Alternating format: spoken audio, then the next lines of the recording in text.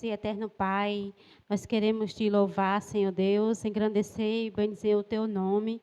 Queremos te agradecer, Senhor Deus, por esse culto, por essa reunião, né, dos teus filhos, que o Senhor chamou a arrependimento.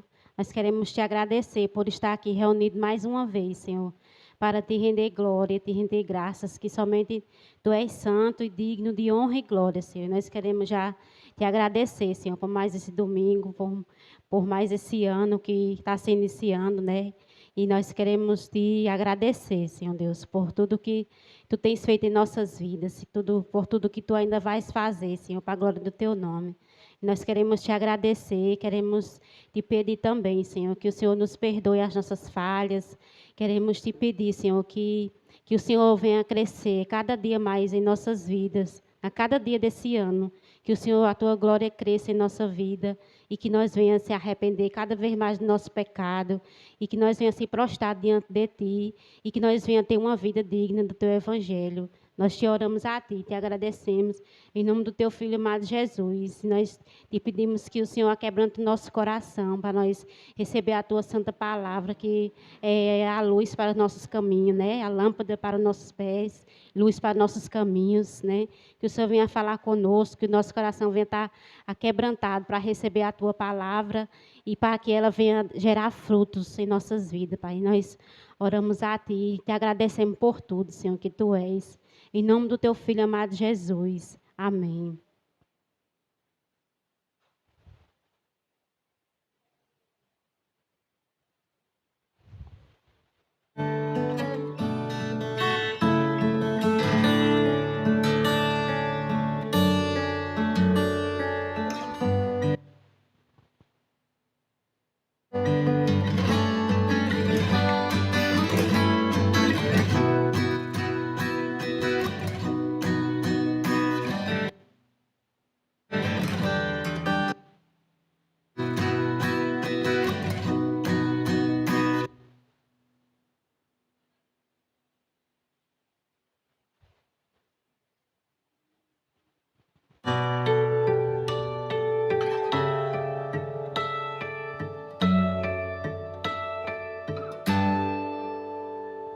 Ele exaltado, o Rei exaltado nos céus, eu louvarei. Ele exaltado, para sempre exaltado o seu nome, louvarei.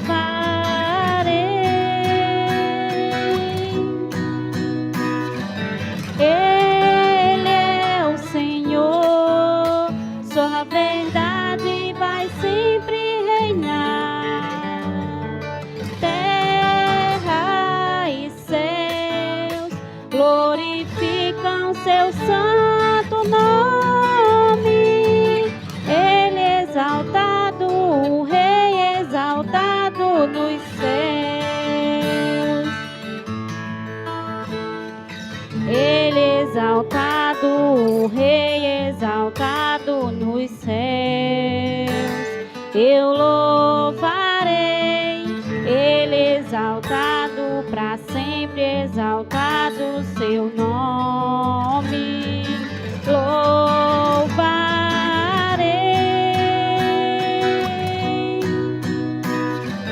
Ele é o Senhor, sua verdade vai ser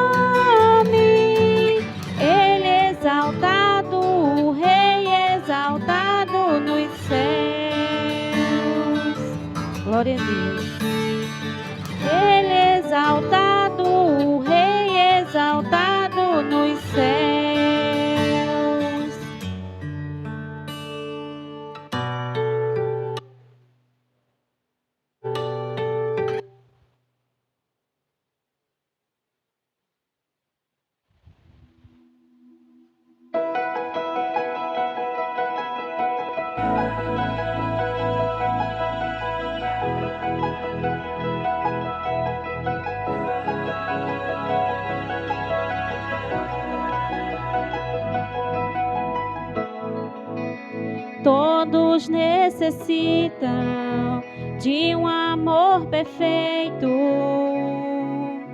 perdão e compaixão.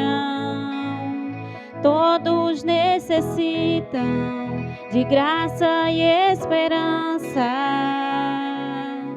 de um Deus que salva.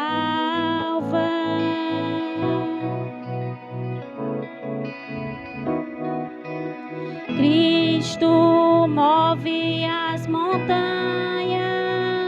e tem poder para salvar, tem poder para salvar, para sempre o autor da salvação. Jesus a morte venceu, sobre a morte venceu. Glória a Deus.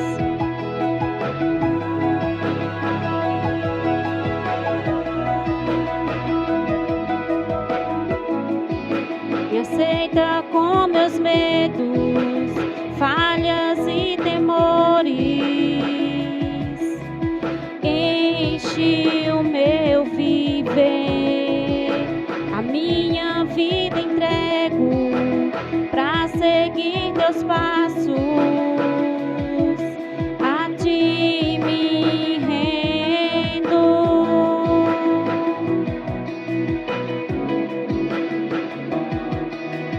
Cristo move as montanhas e tem poder para salvar, tem poder para salvar, para sempre o autor da salvação. Jesus a morte venceu, sobre a morte venceu. Possa o mundo ver brilhar a luz, cantamos para a glória do Senhor Jesus. Cristo, possa o mundo ver brilhar a luz, cantamos para a glória do Senhor Jesus. Cristo move as montanhas e tem poder para salvar, tem poder para salvar, para sempre o autor da salvação. Jesus a morte venceu, sobre a morte venceu. Aleluias. Glória a Deus. Louvado seja o teu nome, Senhor Jesus.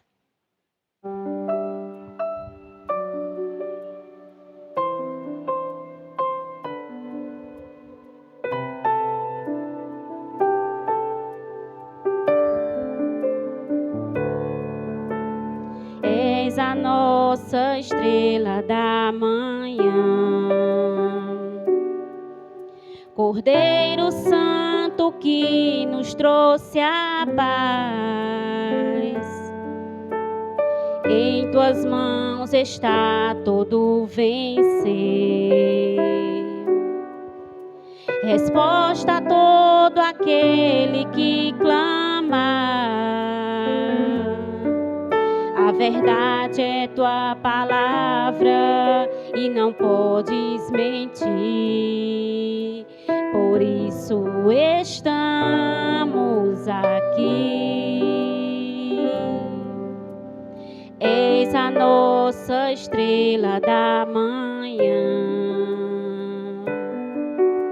Cordeiro Santo que nos trouxe a paz. Em tuas mãos está todo vencer, resposta a todo aquele que clama. A verdade é tua palavra e não podes mentir. Por isso estamos aqui. Glória a Deus. Te louvamos, ó Senhor, pelo teu imenso amor. Manifesta o teu perdão e poder, e assim vamos te adorar para sempre. Para sempre, ó meu Deus. Glória a Deus.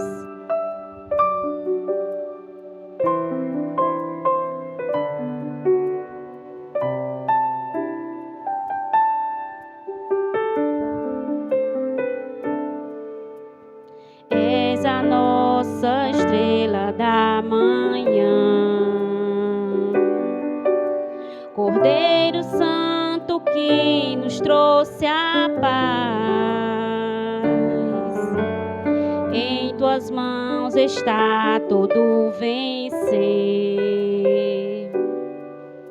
resposta a todo aquele que clamar. A verdade é tua palavra e não podes mentir. Por isso estamos aqui. Te louvamos, ó Senhor, pelo teu imenso amor. Manifesta o teu perdão e poder, e assim vamos te adorar para sempre. Para sempre, ó meu Deus, te louvamos, ó Senhor, pelo teu imenso amor. Manifesta o teu perdão e poder, e assim vamos te adorar para sempre. Para sempre, ó meu Deus.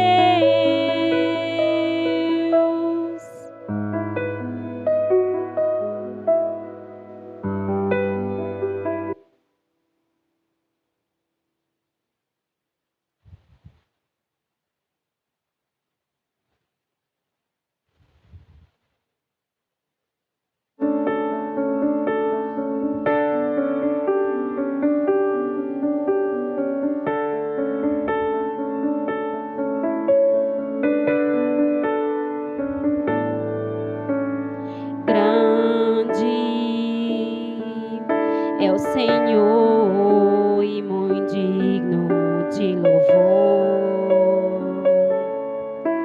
Na cidade do nosso Deus, seu santo monte,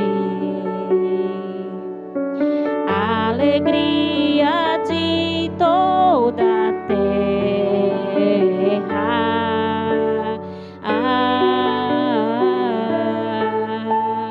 Grande é o Senhor em quem nós temos a vitória, que nos ajuda contra o inimigo.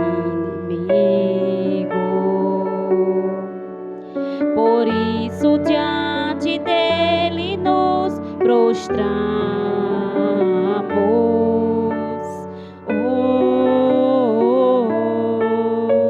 Queremos o teu nome engrandecer e agradecer-te por tua obra em nossas vidas. Confiamos em teu infinito amor, pois só tu és és o Deus eterno sobre toda a terra e céus. Glória a Deus. Queremos o seu nome engrandecer, amém, e agradecer-te por tua obra em nossas vidas. Confiamos em teu infinito amor, pois só tu és o Deus eterno sobre toda a terra, e só tu és o Deus eterno sobre toda a terra, e só tu és o Deus eterno sobre toda a terra e céus. Amém. Glória a Deus. Obrigado, Senhor, pelo teu imenso amor por cada um de nós. Glória a Deus.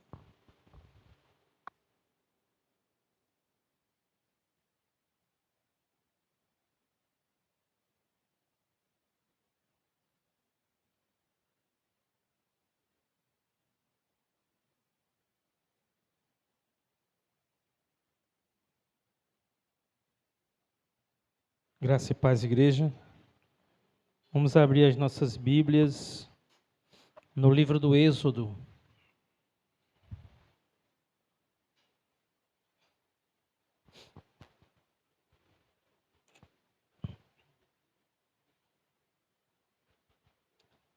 Quero dizer para os irmãos que é uma alegria a gente poder mais um ano, irmãos, iniciar mais um ano juntos, nos reunindo para buscar a Deus, para conhecer mais de Deus, para ter comunhão uns com os outros. É um privilégio podermos nos reunir para a glória de Deus. Êxodo capítulo 17, irmãos.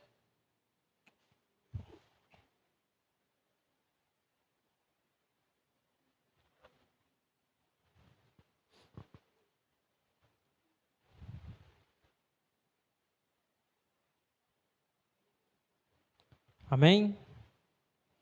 Irmãos, a palavra do nosso Deus diz assim, a partir do versículo 1. Êxodo 17, a partir do versículo 1. Toda a comunidade de Israel partiu do deserto de Sim, andando de um lugar para outro conforme a ordem do Senhor. Acamparam em Refidim, mas lá não havia água para beber.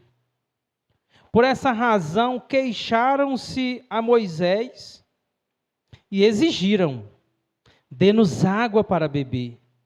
Ele respondeu: por que se queixam a mim? Por que colocam o Senhor à prova? Mas o povo estava sedento e reclamou a Moisés: por que você nos tirou do Egito? Foi para matar de sede a nós, aos nossos filhos e aos nossos rebanhos? Então Moisés clamou ao Senhor: que farei com esse povo? Estão a ponto de apedrejar-me. Respondeu-lhe o Senhor: passa à frente do povo. Leve com você algumas das autoridades de Israel. Tenha na mão a vara com a qual você feriu o Nilo e vá adiante. Eu estarei à sua espera no alto da rocha, que está em Horebe. Bata na rocha, e dela sairá água para o povo beber. Assim fez Moisés à vista das autoridades de Israel, e chamou aquele lugar Massá e Meribá, porque ali os israelitas reclamaram e puseram o Senhor à prova, dizendo: o Senhor está entre nós ou não? Amém. Pai, nós queremos agradecer ao Senhor pela tua bondade, pelo teu amor, pela tua graça. Eu quero pedir que, em nome de Jesus, a tua palavra nos edifique nessa noite. E cada dia, meu Deus, que nós nos reunirmos, nós alcancemos esse propósito de conhecer mais do Senhor, de sermos santificados, de sermos alimentados pela tua palavra, sermos transformados por ela, porque é para isso que nós fomos chamados. Tenha misericórdia de nós e nos abençoe dessa forma, em nome do teu Filho amado, Jesus Cristo. Amém.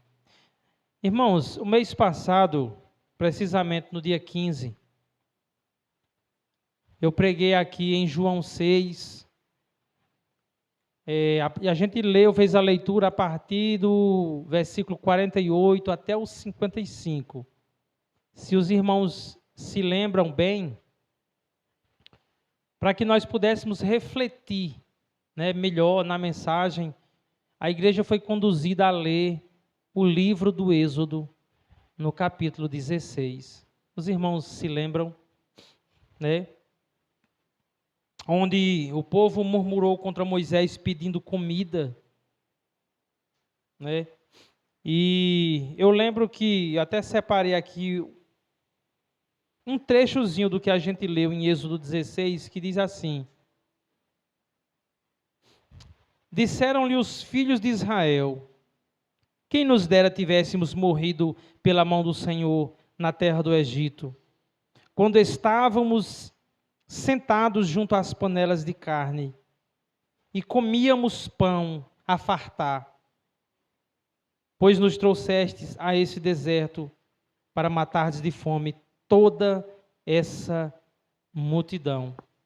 E aí, quando nós meditamos nesse texto, naturalmente, quando eu estava fazendo a leitura, eu li também o próximo capítulo, e na época me chamou a atenção, e eu queria trazer uma pequena reflexão para a nossa edificação nessa noite.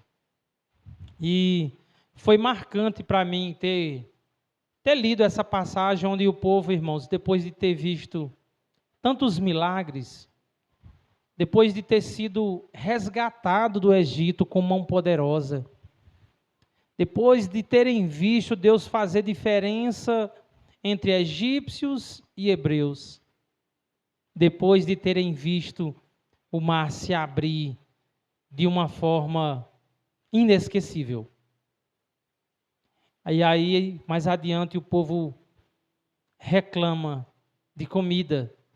E eles reclamam de uma forma muito arrogante, mal educada, como pessoas que não têm esperança, como pessoas que não têm um Deus, pessoas que viram tantos sinais, e o desejo deles ali é de voltar para o Egito. Eles lembram que no Egito eles sentavam ali perto da panela, das panelas de carne, e eles olham para o Egito com saudade. E isso, na verdade, irmãos, é fruto de um coração que se esquece daquilo que Deus fez,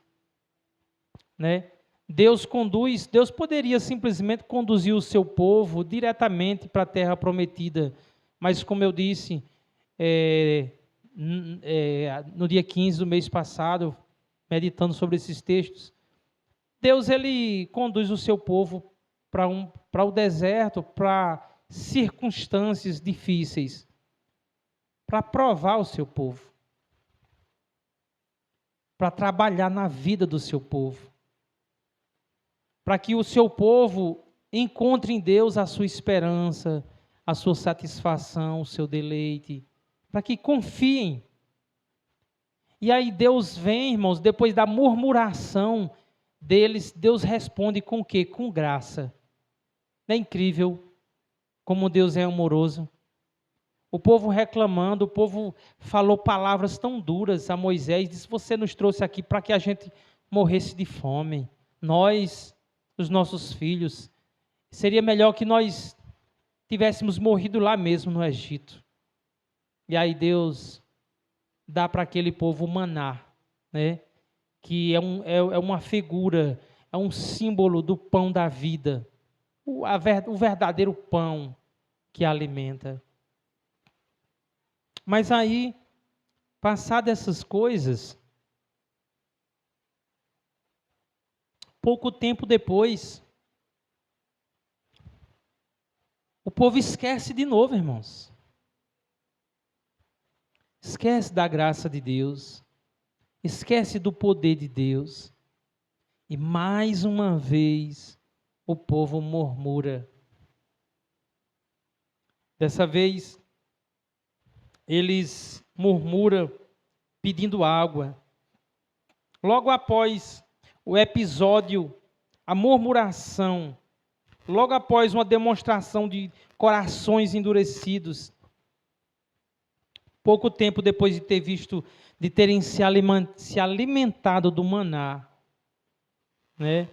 O texto diz no versículo 1, diz assim, vamos ler mais uma vez: toda a comunidade de Israel partiu do deserto de Sim, andando de um lugar para outro conforme a ordem do Senhor, acamparam em Refidim, mas lá não havia água. Primeira coisa que esse texto me chama a atenção é que Deus, é Ele quem conduz o povo. É Deus quem conduz o seu povo para onde Ele quer levar o seu povo. Foi Deus quem conduziu Jesus Cristo ao deserto para ser tentado. E isso mostra para nós, irmãos, a soberania de Deus.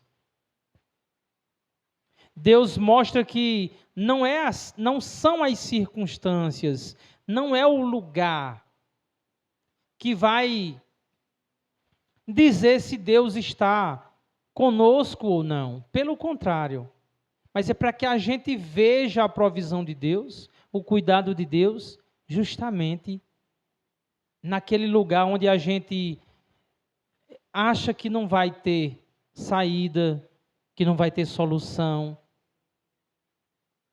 né? E, de fato, Deus é quem conduz os passos do homem. Provérbios 16, 9, a palavra de Deus, irmãos, diz assim: em sua alma, o homem planeja os seus caminhos, mas o Senhor é quem determina os seus passos. Glória a Deus por isso. E os israelitas foram ao deserto de Refidim, conforme a ordem do Senhor. E o texto nos diz que lá não havia água.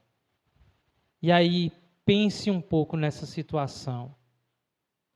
Pense naqueles milhares de pessoas, homens, mulheres, crianças, jovens, idosos e os seus rebanhos, conduzidos de um lado para outro, de um lugar para outro, por Deus.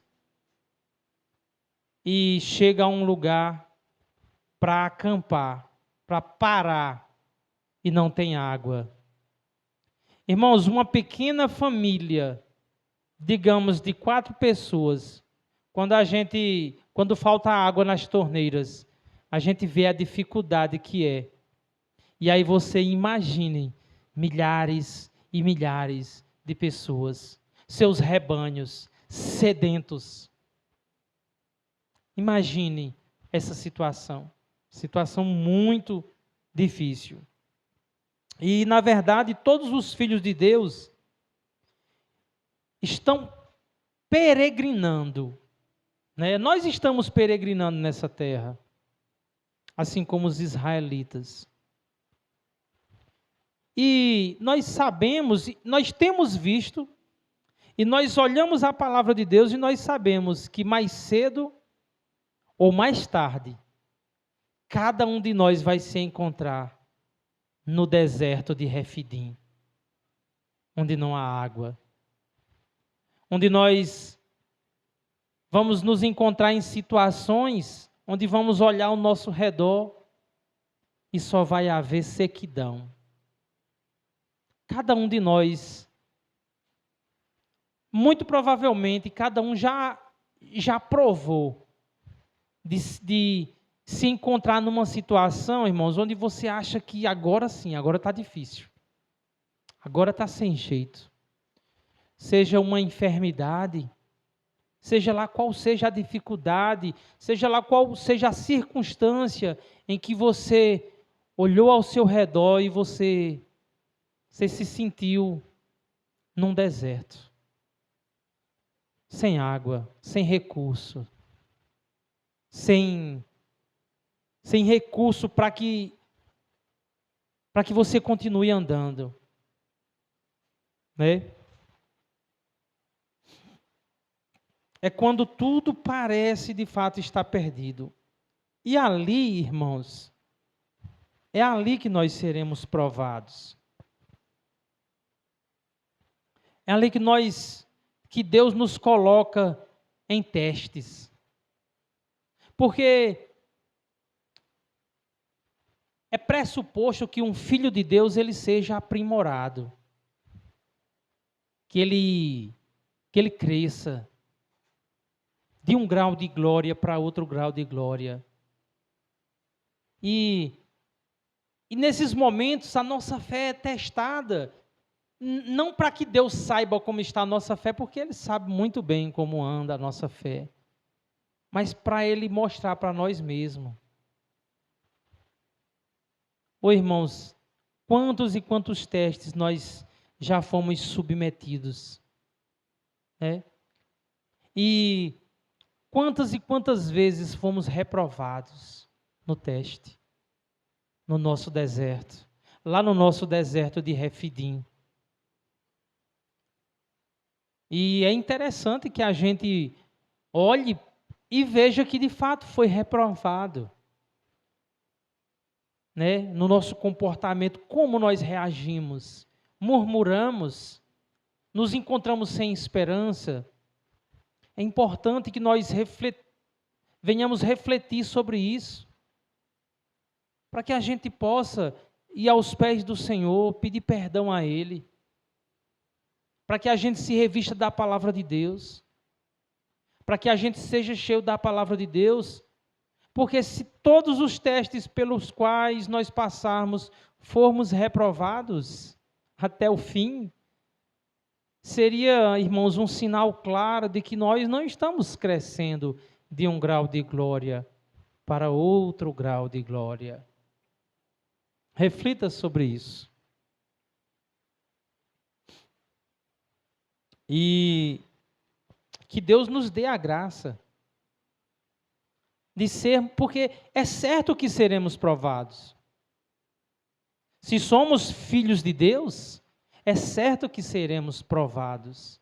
Cada um no seu particular, cada um na sua área onde Deus vai mexer, onde Deus quer transformar. E que a graça do Senhor seja sobre nós. Porque os israelitas foram reprovados no deserto de Refidim. O verso 2 diz assim: por essa razão queixaram-se a Moisés e exigiram: dê-nos água para beber. Ele respondeu: por que se queixam a mim? Por que colocam o Senhor à prova? Moisés está aqui como quem diz: o que eu tenho a ver com isso? Por que vocês se queixam a mim como se eu fosse o responsável final de vocês estarem nesse deserto? Por que vocês colocam à prova o Senhor? Como que Moisés está dizendo, não entenderam ainda que é Deus quem conduz o seu povo ao deserto? Vocês estão se queixando a mim, Moisés? Quem sou eu? Vocês já esqueceram de tudo que Deus fez por vocês, mas uma vez vocês estão murmurando. Vocês murmuraram ontem por conta do maná, e agora vocês estão colocando à prova o Senhor, murmurando, porque vocês acham mesmo que Deus não tem poder para alimentar vocês e para saciar a sede de vocês nesse deserto. Por que se queixam a mim? Já esqueceram de novo? Irmãos, o que faz a gente esquecer as bênçãos de Deus? O que faz a gente esquecer a provisão de Deus? É a dureza do nosso coração. É a incredulidade. O que faz com que nós tenhamos uma resposta contrária àquela que um filho de Deus deve dar nas provações, senão, irmãos, o nosso coração. Mas, mais uma vez eu quero dizer que Deus nos conduz a desertos, ao deserto de Refidim, para nos provar, para nos testar, para nos aperfeiçoar, para que tenhamos uma resposta positiva, uma resposta que exalte a Deus, uma resposta que resplandeça a glória de Deus. E outro motivo pelo qual nós murmuramos, irmãos, é porque nós esquecemos da soberania de Deus. Esquecemos de que Deus é poderoso, esquecemos que Deus é amoroso, esquecemos que Deus é gracioso, esquecemos que Deus sustenta, esquecemos que Deus provém.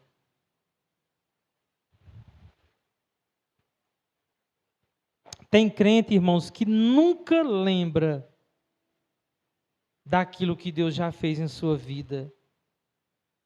Tem crente que, assim como os israelitas que viram o mar se abrir, que viram os soldados de Faraó serem destruídos, tem crentes que viu a graça poderosa de Deus agir na sua vida. Eu acredito que entre nós mesmos, pelo tempo que nós estamos caminhando, já vimos a graça de Deus agir na nossa vida. Mas como nós somos tendenciosos a esquecermos da graça de Deus. Os israelitas, na verdade, retrata a nós mesmos. Eles estavam caminhando para uma terra prometida. Nós também estamos caminhando para a Nova Jerusalém. E somos provados, e somos testados, e muitas vezes nos esquecemos da providência de Deus. Por várias vezes. Muitas vezes nós que já fomos alvo da graça de Deus, em tantas coisas nos nossos dia a dias. Irmãos, mas é tão fácil esquecer. Assim como é fácil esquecermos o Evangelho. Verso 3 e 4 diz assim: Mas o povo estava sedento e reclamou a Moisés: Por que você nos tirou do Egito? Foi para matar de sede a nós, aos nossos filhos e aos nossos rebanhos. Deixa eu fazer uma pergunta. Você já passou pela experiência de ser usado por Deus para abençoar outra pessoa? Ou você já passou pela experiência de ver Deus agindo na vida de um irmão, de uma irmã, e depois da graça de Deus ser derramada na vida daquela pessoa, você vê que a resposta dela ao agir de Deus foi murmuração? descontentamento, falta de alegria, falta de esperança. Você já foi usado por Deus para abençoar a vida de alguém, seja com bens materiais, seja com um conselho bíblico, e só para depois aquela pessoa injuriar você, falar mal de você, demonstrar ingratidão?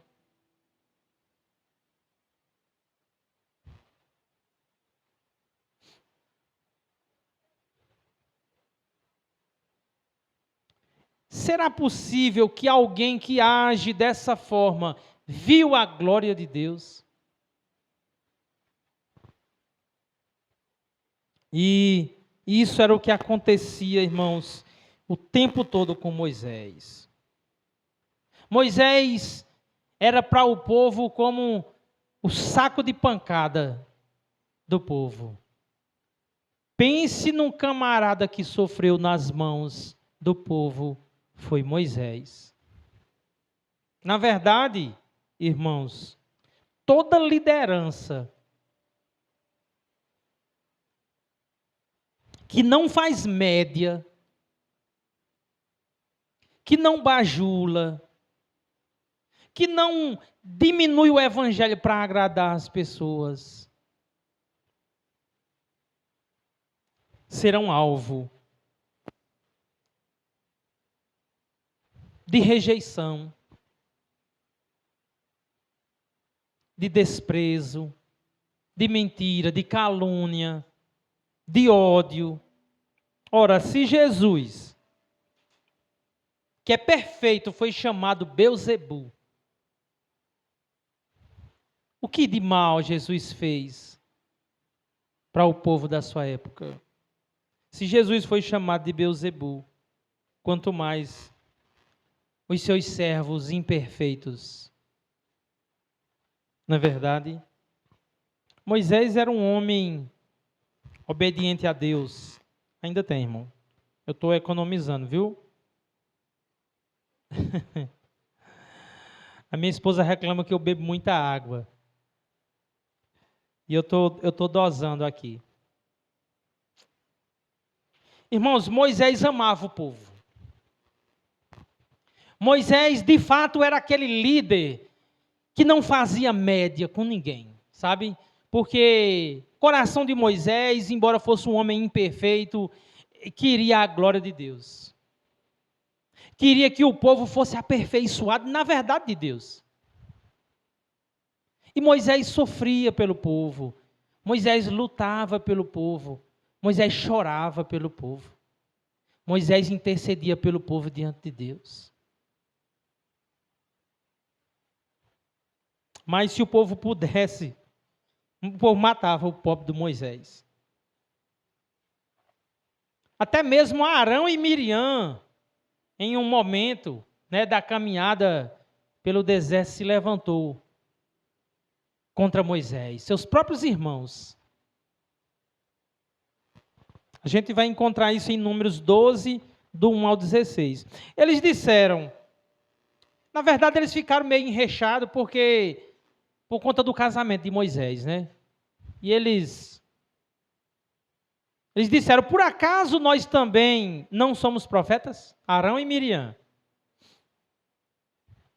Por acaso Deus também não fala por meio de nós? Será que Deus fala somente por meio de Moisés? E aí Deus vê aquela contenda entre os irmãos.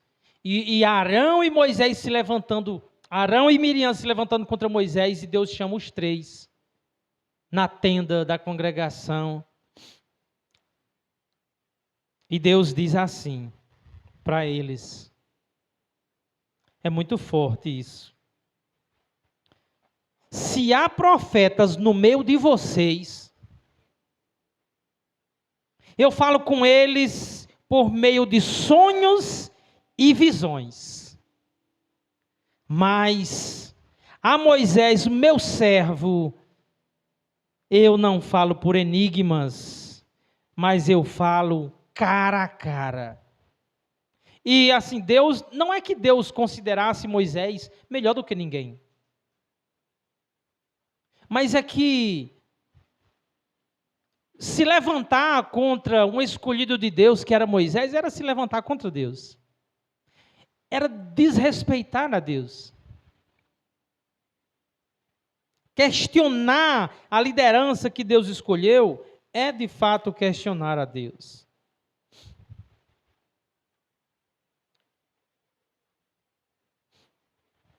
E Moisés, durante toda essa caminhada, durante toda essa peregrinação, de instante em instante o povo estava murmurando, estava se levantando contra Moisés. O versículo 4 diz assim: Moisés clamou ao Senhor: que farei com esse povo? Estão a ponto de me apedrejar. Irmãos, o apedrejamento na lei de Deus era algo que era feito contra criminosos,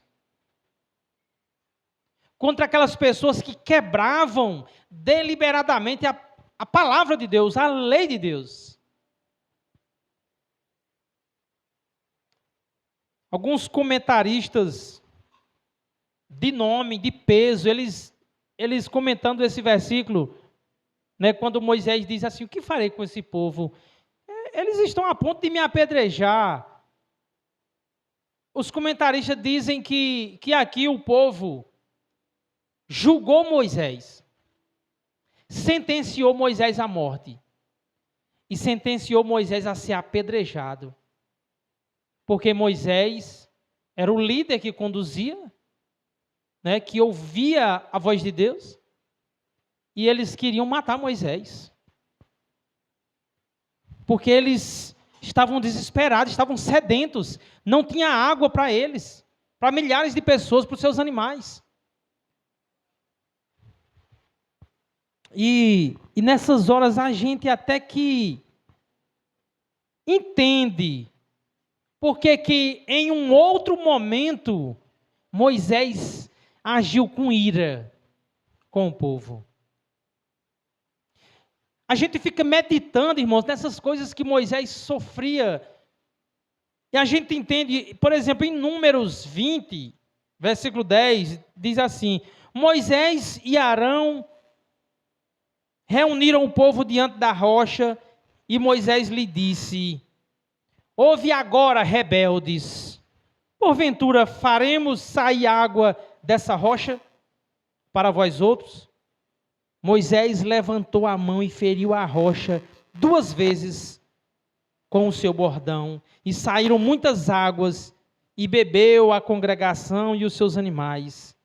Mas o Senhor disse a Moisés e a Arão: visto que não crestes em mim, para me santificardes diante dos filhos de Israel, por isso não fareis entrar esse povo na terra que lhe dei. Aqui é um outro episódio, é uma outra murmuração, é mais adiante, onde o povo reclama, murmura contra Moisés, e Moisés diz assim, e Deus diz a Moisés: vai lá e fala com a rocha, que a rocha vai dar água para o povo.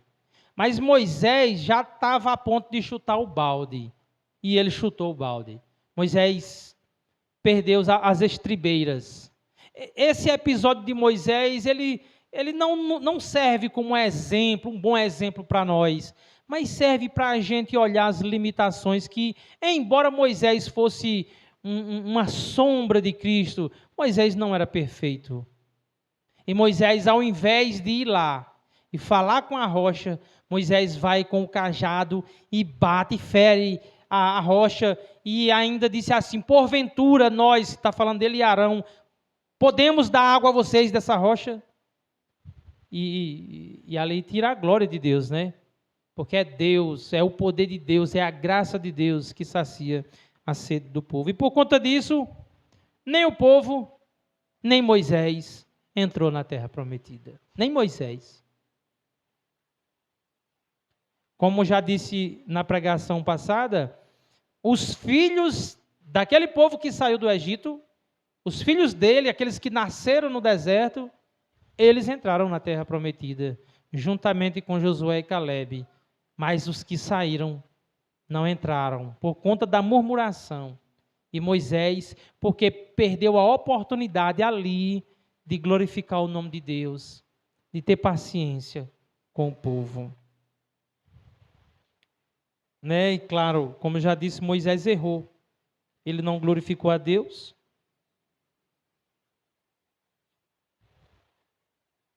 E, como já disse, Moisés, embora seja uma figura de Cristo, a perfeição está em Cristo e não em Moisés. Moisés era um homem falho e ele falhou. E Números 12, versículo 3 diz que Moisés era o homem mais manso da face da terra. Mas Moisés não é Cristo. Então, nós podemos compreender a falha de Moisés, porque ele não é o nosso exemplo perfeito.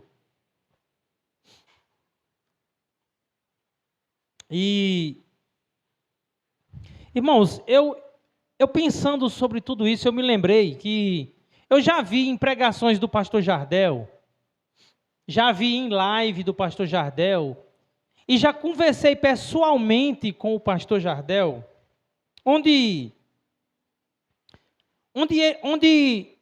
ele chega meio que nesse chutar o balde, assim como Moisés, sabe? Onde ele chega para um membro da igreja e diz assim: olha, se depender de mim, você não congrega mais na igreja, no Ministério de Missão de Fé.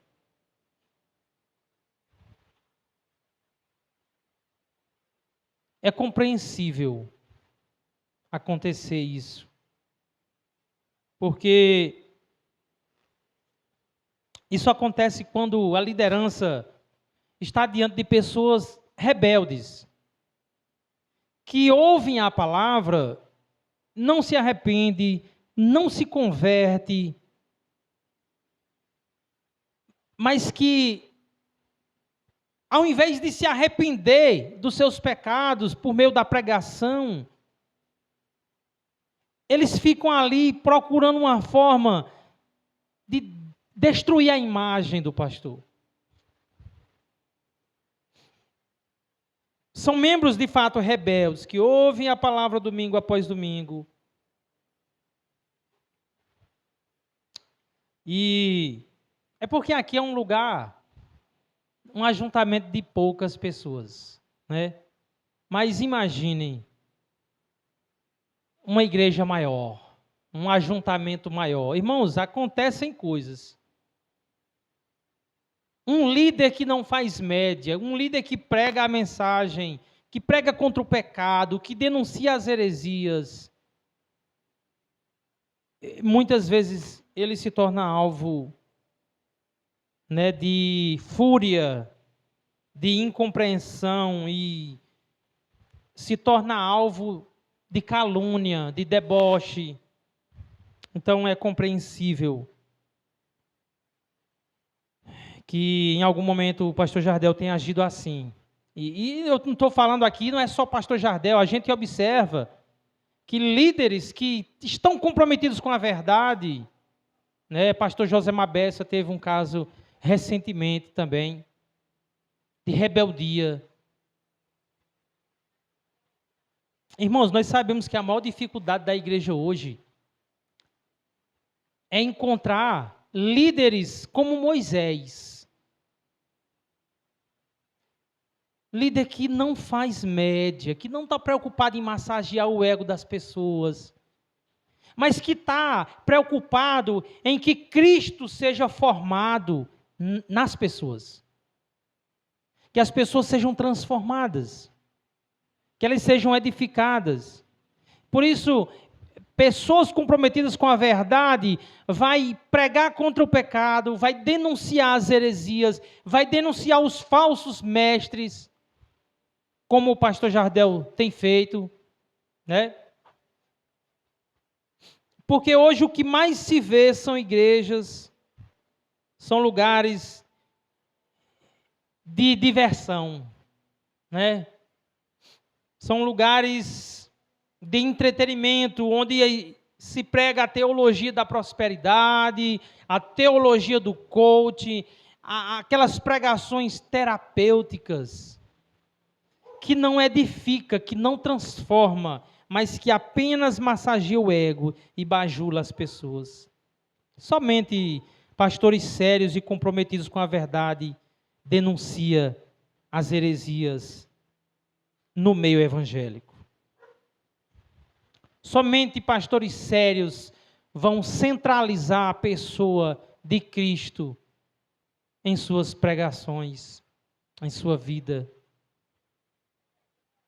E é triste, mas existem pessoas que passam anos após anos numa igreja séria, debaixo de uma liderança comprometida com a verdade, ouvindo denúncias sobre falsas igrejas, e depois de um certo tempo, a pessoa diz assim: eu vou congregar naquela igreja lá, tal.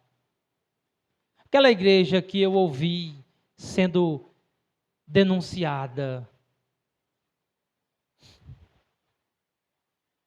E como assim? As heresias que eles pregaram lá, agora se tornaram verdade?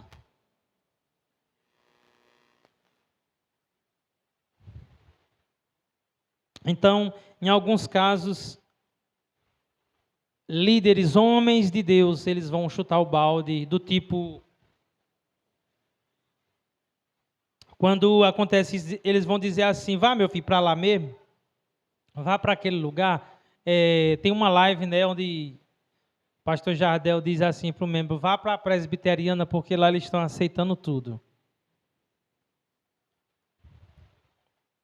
E aí o camarada que passou anos sendo abençoado, ouvindo a verdade, vai embora, murmurando, falando mal da liderança, porque essa pessoa não viu a glória de Deus, porque essa pessoa não estava alicerçada na verdade. E mesmo os filhos de Deus, os verdadeiros crentes, muitas vezes murmuram, reclamam, e muitas vezes os filhos de Deus não passam no teste. Mas ainda bem que Deus não é homem, que Deus não chuta o balde,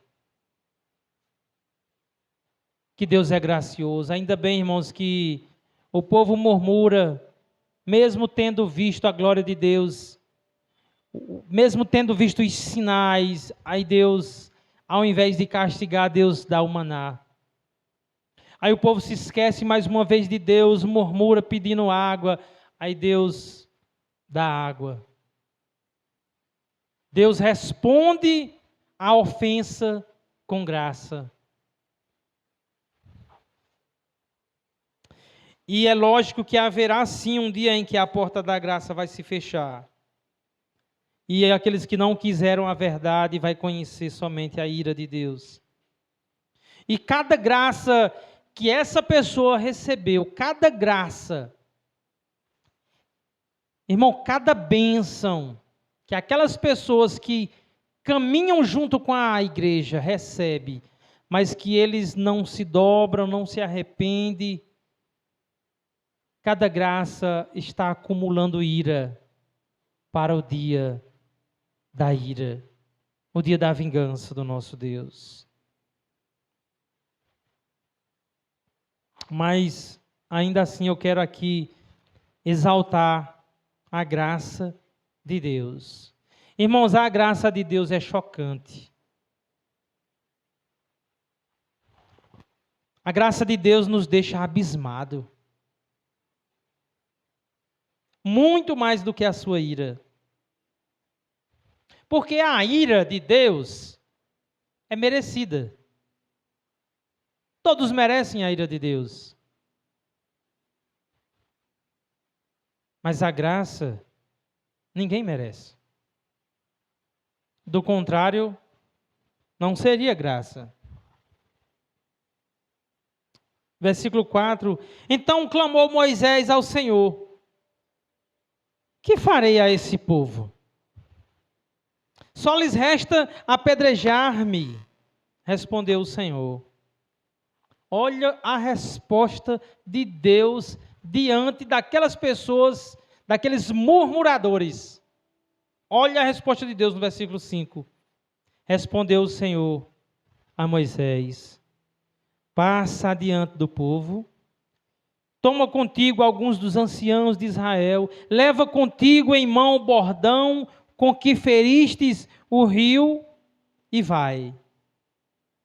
Eis que estarei ali diante de ti sobre a rocha em Horebe.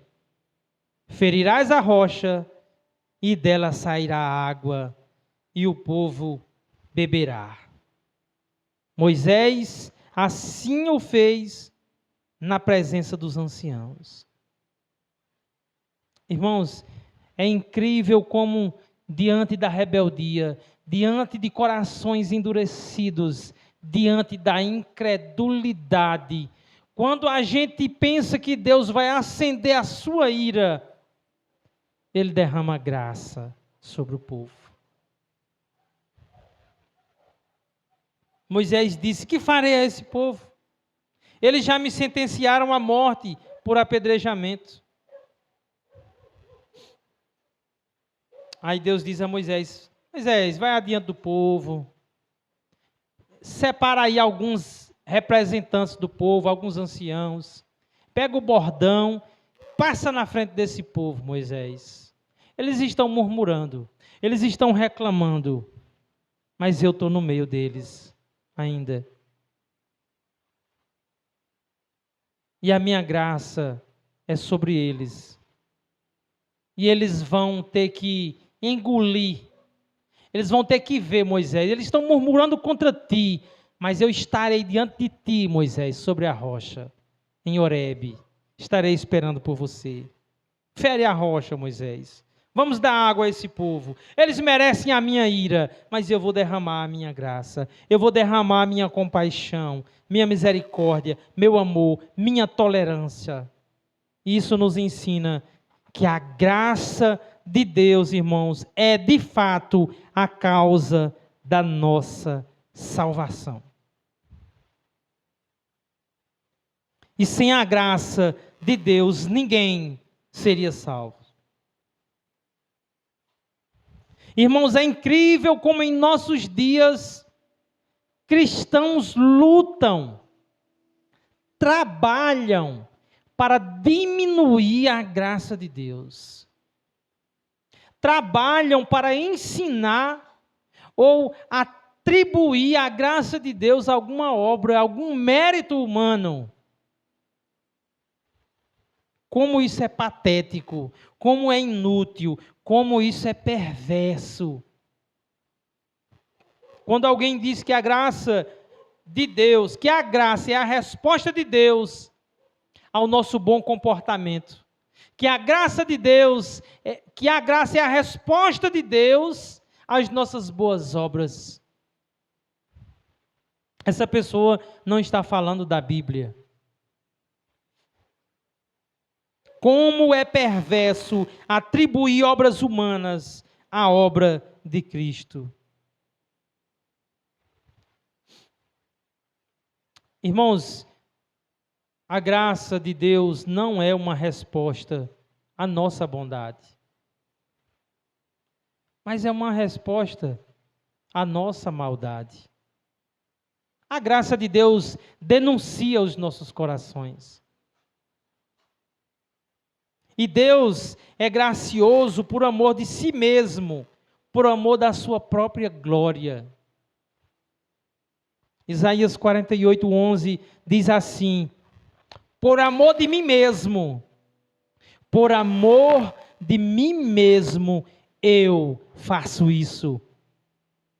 Como posso permitir que eu mesmo seja difamado? Não darei minha glória a nenhum outro. E muitas vezes a gente se pega pensando, como pode Deus ser justo e tolerante com pecadores? Como pode Deus salvar pecadores e continuar sendo justo? Ora, se Deus é justo e nós somos culpados, a justiça seria Ele aplicar a sentença da sua lei e nos condenar. Mas, e de fato, como foi que Deus nos salvou, irmãos? Como foi que Deus nos alcançou quando éramos bonzinhos? Quando estávamos fazendo o bem e adorando a Deus? Não. Pelo contrário. Israel retrata muito bem a nós, murmuradores muitas vezes. E Deus salva por amor de si mesmo. A graça de Deus é nos dada porque Deus ama a sua própria glória, a tal ponto que Ele não vai repartir a sua glória com ninguém. A grandeza gloriosa da graça de Deus consiste em que Ele salva pessoas que não merecem ser salvas. Efésios 1:5 diz que Deus nos predestinou para Ele, para a adoção de filhos, por meio de Jesus Cristo, segundo o beneplácito de sua vontade. É por causa da sua vontade que Ele nos elegeu em Cristo. Versículo 6 diz: para louvor da glória de sua graça, que Ele nos concedeu gratuitamente no amado. A graça não é uma resposta de Deus ao nosso bom comportamento. A graça não é uma resposta de Deus a ter visto ou previsto em nós alguma bondade. Mas a graça é o favor que nós recebemos de Deus, porque Ele ama a sua própria glória, para que o louvor da sua graça seja exaltado. A glória de Deus é exaltada na sua graça justamente por salvar pessoas que merecem o inferno. E a graça está disponível porque Cristo pagou o preço com o seu sangue. Assim, Deus não é injusto quando salva pecadores, pois todos os pecados da igreja foram punidos em Cristo Jesus. Romanos 3:24, sendo justificados gratuitamente por sua graça, mediante a redenção que há em Jesus Cristo. 25, a quem Deus propôs no seu sangue como propiciação, mediante a fé, para manifestar a sua justiça, por ter Deus, na sua tolerância, deixado impune os pecados anteriormente cometidos. Mas, assim como a multidão no deserto se beneficiava das bênçãos de Deus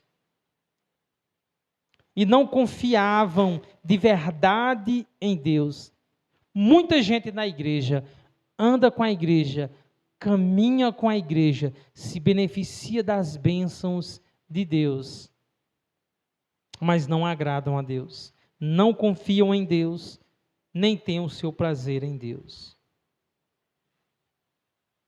E Paulo, ele traz um alerta para a igreja. Esses textos que nós lemos em Êxodo 17, Paulo trata deles, trazendo um alerta para a igreja. Lá em 1 Coríntios, capítulo 10, a partir do versículo 1, Paulo diz assim: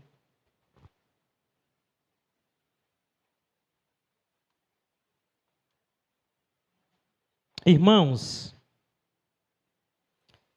eu quero que vocês lembrem do que aconteceu com os nossos antepassados, que seguiram Moisés. Todos foram protegidos pela nuvem e passaram pelo Mar Vermelho. Como seguidores de Moisés, eles foram batizados na nuvem e no mar. Todos comeram da mesma comida espiritual e beberam da mesma bebida espiritual, pois bebiam daquela rocha espiritual que ia com eles, e a rocha era Cristo. Paulo não está aqui, irmãos, dizendo que Cristo era literalmente uma pedra que jorrava água. Mas a graça de Deus, sua bondade e tolerância, estava sobre todos os israelitas. E mesmo no passado, a graça de Deus estava sobre eles por causa da obra soberana de Jesus Cristo. Então, sim, aquela rocha que jorrava água era uma sombra de Cristo. Simbolizava a graça de Deus em Cristo Jesus, abençoando todo aquele povo.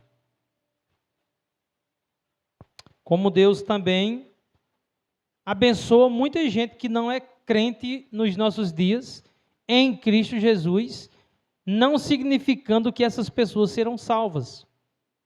Não significa que essas pessoas foram chamadas eficazmente, mas que elas estão caminhando com um povo que recebe as bênçãos de Deus e, naturalmente, elas também são muitas vezes alcançadas por essas bênçãos. E muitas pessoas se beneficiaram das bênçãos de Deus lá no deserto, mas não tinham parte com Deus. Por isso elas não completaram a caminhada. Elas não confiavam de fato em Deus, queriam apenas as bênçãos de Deus. Versículo 5 de 1 Coríntios 10 diz assim: mas Deus não ficou contente com a maioria deles, e por isso eles morreram. E os seus corpos ficaram espalhados pelo deserto. Tudo isso aconteceu a fim, preste atenção, irmãos, tudo isso aconteceu a fim de nos servir de exemplo para nós.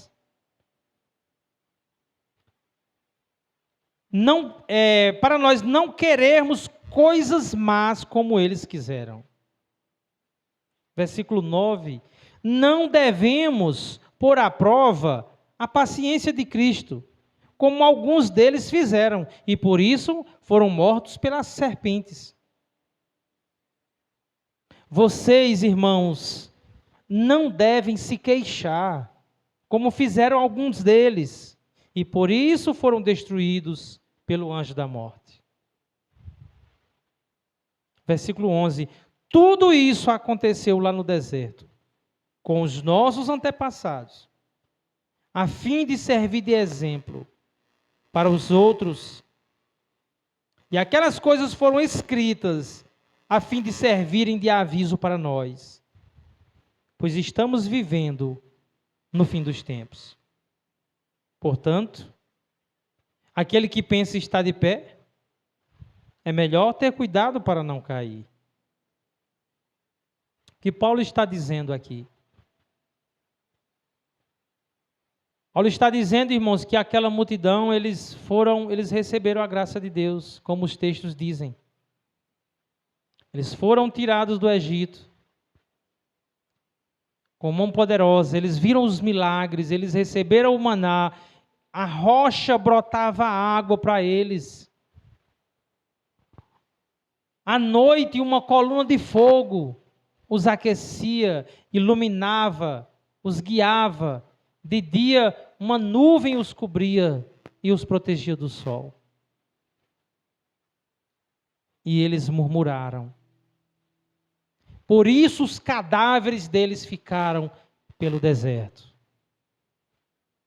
Eles foram pessoas que receberam a provisão de Deus, receberam a graça de Deus, mas não entraram na terra prometida. E Paulo está dizendo que essas coisas aconteceram para nos servir de exemplo. Essas coisas foram escritas para que a igreja de Deus não ponha à prova a paciência e a tolerância de Jesus Cristo, como eles fizeram com Deus no deserto.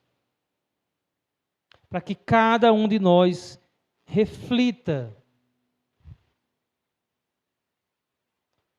para que nós não venhamos ser apenas um povo, irmãos, que se beneficia das bênçãos de Deus, mas que não entrará na Nova Jerusalém. Que não sejamos pessoas sempre reprovadas nos testes, porque Deus vai nos conduzir aos desertos para nos provar, para nos testar, para nos aperfeiçoar. Os eleitos de Deus serão aperfeiçoados. E nós devemos refletir se de fato estamos sendo aperfeiçoados. Se a graça que está sobre nós vai apenas nos dar um pouco de conforto nessa vida, mas depois nós seguiremos para o inferno? Ou se a graça de Deus de fato nos alcançou, está nos renovando a cada dia, está nos transformando, está nos restaurando, está nos transformando à imagem de Cristo, está fazendo de nós pessoas que vai irradiar a glória de Cristo, vai mostrar a glória de Cristo, ou se nós seremos apenas murmuradores. Que a graça de Deus,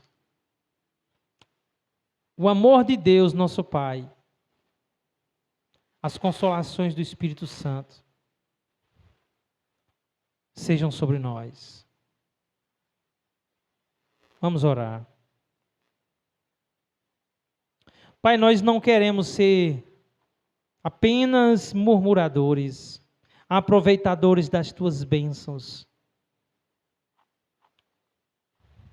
Nós queremos ser aperfeiçoados. Nós queremos ser moldados à imagem de Cristo. Nós queremos, meu Deus, caminhar nessa terra, não como pessoas que não têm esperança, não como pessoas que depositam a nossa confiança nas boas circunstâncias, mas queremos ser aprovados no deserto. Queremos que todas as vezes em que o Senhor nos colocar em circunstâncias ruins, nos lembremos de todas as bênçãos que a Tua graça nos concedeu. Queremos nos assegurar, não necessariamente nas coisas boas que o Senhor nos deu, mas em Ti. Queremos ser fortalecidos. Queremos estar preparados para o dia mau. Queremos, sim, Senhor, ser aprovado nos testes, nos desertos de Refidim. Queremos caminhar nessa terra. E nós sabemos que o Senhor não nos prometeu uma caminhada confortável, mas sabemos que Tu, Senhor, nos garante a chegada certa. Estaremos contigo, porque o Teu Filho pagou um alto preço por nós. Portanto, Deus, exalta a Tua glória, exalta a Tua graça, nos aperfeiçoando, nos amadurecendo, nos guiando a toda a verdade, que sejamos filhos obedientes e não murmuradores. Amém, irmãos? Glória a Deus. Vamos louvar.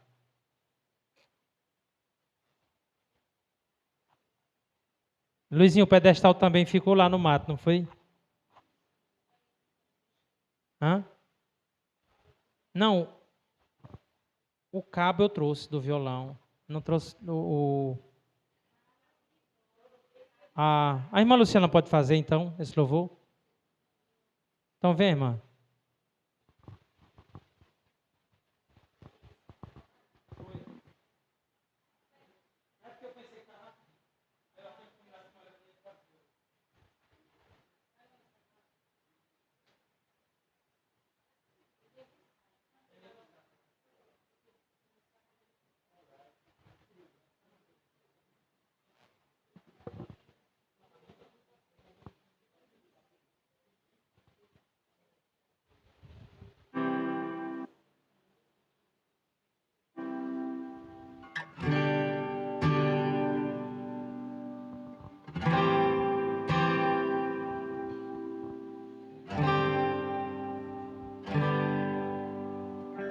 Ó profundidade das riquezas,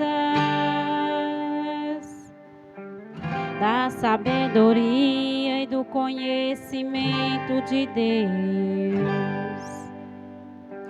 Quão insondáveis são os teus juízos, quão impenetráveis os teus caminhos. Quem, pois, conheceu a mente do Senhor? Ou quem foi seu conselheiro? Ou quem primeiro deu a ele para ser restituído?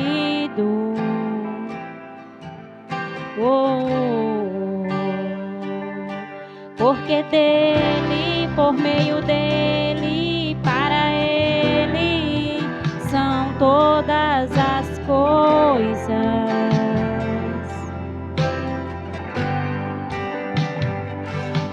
Porque dele, por meio dele, para ele são todas as coisas.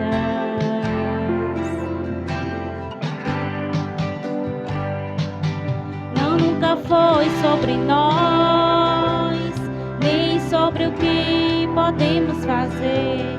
É tudo sobre você, tudo para você, Jesus. Não, nunca foi sobre nós, nem sobre o que podemos fazer. É tudo sobre você, tudo para você, Jesus. E quem sou eu? E o que eu tenho para te oferecer?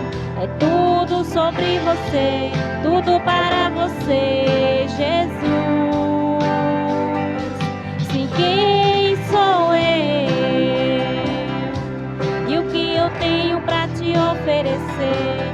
É tudo sobre você, tudo para você, Jesus. Eu descobri que sem ti eu nada posso fazer. É tudo sobre você, tudo para você, Jesus. Eu descobri que sem ti eu nada posso fazer. É tudo sobre você, tudo para você, Jesus. Você é santo, santo, santo, santo, santo, santo. É tudo sobre você, tudo para você, Jesus. Você é santo, santo, santo, santo, santo, santo. É tudo sobre você, tudo para você, Jesus. Você é santo, santo, santo, santo, santo, santo. É tudo sobre você, tudo para você, Jesus. Você é santo, santo, santo, santo, santo, santo. É tudo sobre você, tudo para você, Jesus. Glória a Deus.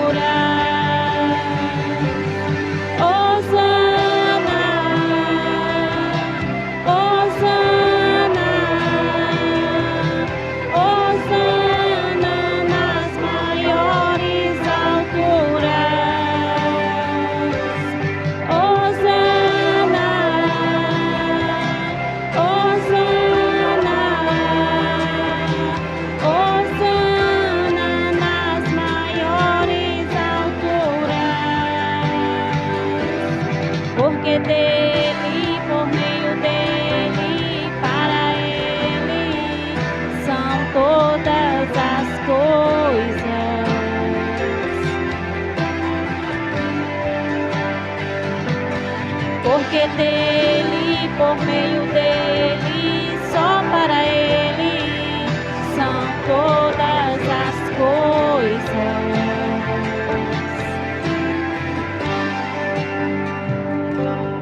Porque dele, por meio dele, para ele são todas as coisas, e a ele pois a glória eternamente. Porque dele, por meio dele, só para ele são todas as coisas.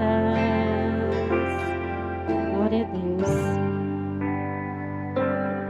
Não, nunca foi sobre nós. Amém.